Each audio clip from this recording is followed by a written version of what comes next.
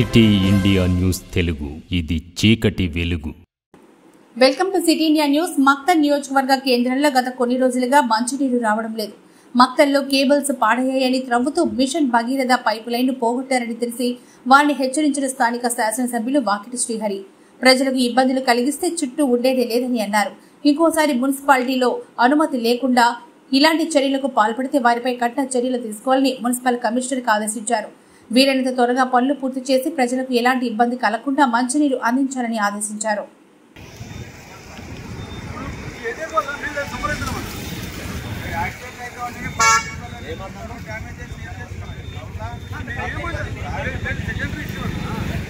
Intimate చేస్తే local municipal commissioner నిలబడి మక్తలో water pipe చేసిన వాళ్ళు నిలబెట్టించి ఏడ పైపు ఉంది జాగ్రత్త చేసుకొని చెప్తారు కదా. మీకేం తెలుసు? ఆ జేసీబీకి గన్ను ఉంటాయా?